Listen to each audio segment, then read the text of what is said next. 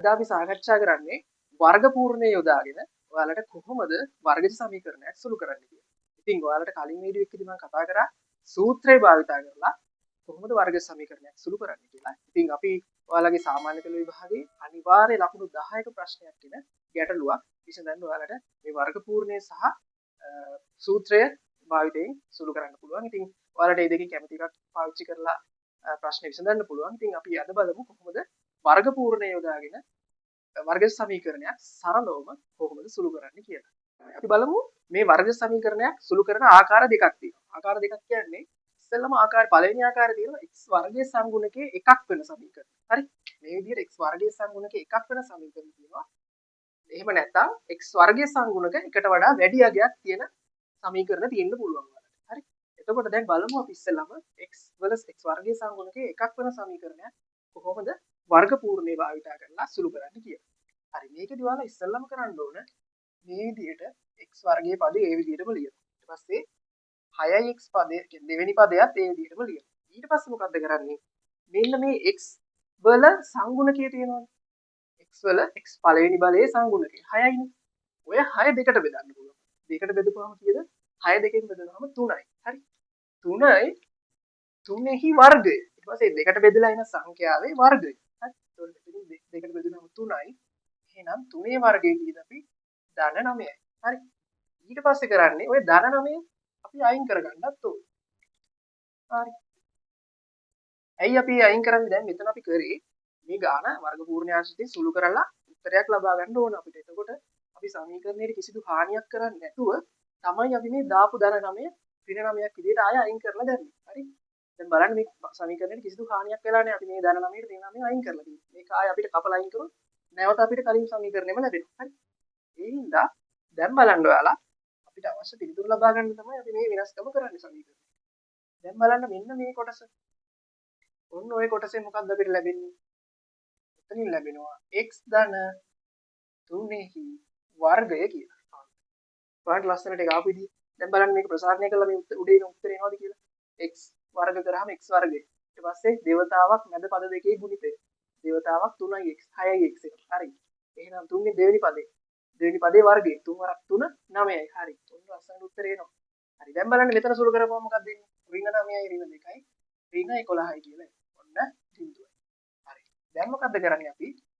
මෙන්න මේ x ධන 3 ධන 3ෙහි වර්ගය කියන එක මේ පැත්තේ තියලා මේ ඍණ 11ට අපි ධන 11ක් දාලා මේ පැත්තට අරයි යනවා.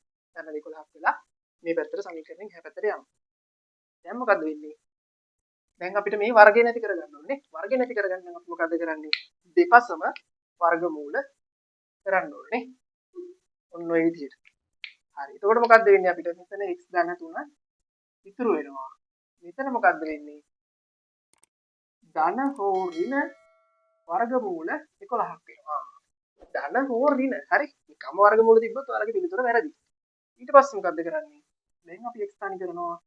x තනි කරපුවා මොකද්ද වෙන්නේ? ධන 3 මෙතෙන්ට ඍණ 3ක් දාලා එහා පැත්තට ඍණ 3ක් වුණාම ඍණ 3යි ධන හෝ ඍණ වර්ගමූල 11. ඔන්න බලන්න. දැන් ඔයාලට එනවා x වලට උත්තර දෙකක්. මොකද්ද? x සමානයි ඍණ 3 ධන මූල 11 කියලා උත්තරයක් තියෙනවා. තව උත්තරයක් තියෙනවා. ඍණ 3 ඍණ මූල 11. ඔන්න ඔය විදිහට ඔයාලට මේ අදාළ ප්‍රශ්නෙට ගැලපෙන විදිහට මෙන්න මේ උත්තර දෙකෙන් කෝක දෙන්නේ කියලා ඔයාලා මේ වෙලාවට තෝරලා ගන්න ඕනේ. හරි. ඔන්න ඔය විදිහට තමයි අපි x වර්ගයේ සංගුණකයේ එකක් වෙන සමීකරණයක් වර්ග පූර්ණය කරන්නේ. හරි. ඔය විදිහටම බලමු දෙවෙනි එක. මේකෙදි මොකද්ද කරන්නේ පුතා? මේකෙදි ඔයාලා කරන්න ඕනේ මෙන්න මේ x වර්ගයේ සංගුණකය මෙන්න මේ විදිහට එකට වැඩි සංඛ්‍යාවක් තියාගෙන අපිට මේක කරන්න බෑ. හරි. එහෙනම් අපි කරන්න ඕන මේ දෙක කියන එක අයින් කරගන්න ඕනේ. එහෙනම් අපි මුළු සමීකරණයම දෙකෙන් බෙදන්න ඕනේ. හරි. ඒ කියන්නේ මේ x වර්ගයේ සංගුණකයට අදාළ ඉලක්කමෙන් මුළු සමීකරණයම බෙදනවා. අපි හිතන්න ඕනේ මෙතන 5 තිබ්බා කියලා. එහෙනම් ඔයාලා සමීකරණයම පහෙන් බෙදන්න ඕනේ. හරි. මේ විදිහට අපි මුළු සමීකරණයම අදාළ පද ටික දෙකෙන් බෙදාගෙන යනවා. හරි. ඔය දෙන මුළු සමීකරණයටම අපි කරන දේ කරන්නම ඕනේ අනිවාර්යයෙන්. හරි. එතනින් බලන්න දැන් මොකද්ද හැදෙන්නේ? මෙතන මේකට කැපෙනවා x වර්ගය ඍණ. මේකට කැපෙනවා 4යි x ධන 3 බෙදීම 2 සමානයි 0යි කියලා මේ ලැබෙනවා. දැන් බලන්න ඔන්න අපි කලින් ගාන විදිහටම x වර්ගයේ සංගුණක එකක් වෙන සමීකරණයක් හදාගත්තා. දැන් අපි සුළු කරගෙන යන කලින් විදියට. දැන් මොකද කරන්නේ? x වර්ගය ඍණ 4x මං කිව්වා මැද පදේ භාගයක් ගන්නවා 4 භාගය 2යි 2 වර්ගය ධන 4යි. ධන 4 නැති කරගන්න ආය ඍණ 4ක් දාන්න. විසරණයි. හරි. දැන් මොකද කරන්නේ? මෙන්න මේ කොටස අපි අර කලින් විදිහටම හදා ගන්නවා. x මැද පදේ සලකුණ බලනවා. ඍණ 4x නේ. ඒකේ භාගය ඍණ 2යි. ඕකේ වර්ගය. හරි. මැද පදේ භාගය තමයි අපි මෙතෙන්ද දාන්නේ වරහණ ඇතුළට. මොකද දැන් බලන්න මේක ලස්සනට අර උත්තරේ එනවද කියලා. x වර්ගය එනවා. මැද පදේ පැද දෙකේ ගුණිතය ඍණ 2x වැඩි කිරීම 2 ඍණ 4x එනවා. අවසාන පදේ වර්ගය ඍණ 2 වර්ගය ධන 4යි කියලාත් එනවා. ලස්සනට එනවා ඉතින්. දැන් බලන්න මේ සමාන ලකුණින් එහා පැත්තට මේ ටික අරන් යන්න. 4 මෙහෙට යද්දි ධන 4ක් වෙනවා.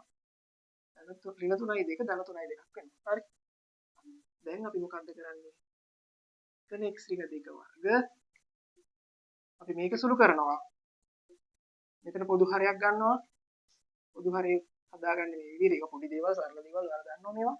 හරි. 4 වරක් 2යි ඍණ 3යි. ඉදීම පොදු හරය 2යි. හරි. දැන් මොකක්ද එන්නේ? x ඍණ 2 මෙතන තියෙනවා. ඒ වර්ගය 8න් 3ක් 5යි. 5 බෙදීම 2යි. දැන් මොකද්ද කරන්නේ? කලින් එකේ විදිහටම මොකද්ද කරන්නේ? මේ වර්ගය නැති කරගන්න. දෙපස්සම වර්ගමූල කරනවා. ඔන්න ඔය විදිහට. හරි. සරලයි. ඊපස්සේ මොකද්ද? x ඍණ 2 උත්තරේ මෙතන ඉතුරු වෙනවා. වර්ගය නැති වෙනවා. හරි. එතන මේක පුතා ධන හෝ ඍණ වෙනවා. හරි. 5 බෙදීම 2. ඉතින් එන උත්තරේ ධන හෝ ඍණ. හරි. අනිවාර්යෙන් ධන හෝ ඍණ කියන එක අමතක කරන්න මෙපා. දැන් බලන්න x ඍණ 2 මේ පැත්තට ඇවිදලා දෙකක් වෙනවා. ධන හෝ ඍණ 5 බෙදීම 2යි. හරි. එහෙනම් මේ විදිහට අපිට උත්තර දෙකක් මෙතනින් ගන්න පුළුවන්. කොහොමද? සමානයි 2 ධන 5 බෙදීම 2 කියලා උත්තරයක් තියෙනවා. තව උත්තරයක් අපිට තියෙනවා 2 ඍණ 5 බෙදීම 2යි කියලා ඔන්න විදිහට උත්තර දෙකක් අපිට ලබා ගන්න පුළුවන්. එතකොට ඔයාලට මේ අදාළ ගැටලුවට සම්බන්ධව මොන උත්තරයද මෙතනින් ගැලපෙන්නේ කියලා ඔයාලට ඒ වෙලාවට තෝරලා ගන්න පුළුවන් වෙන්න ඕනේ. හරි. ওই විදිහටම තමයි අපි එතකොට වර්ග පූර්ණය භාවිතා කරලා ඔයාලට අනිවාර්ය ලකුණු 10ක් ලැබෙන සාමාන්‍ය පෙළ විභාගයේ ගැටලුව සරලවම විසඳන්නේ.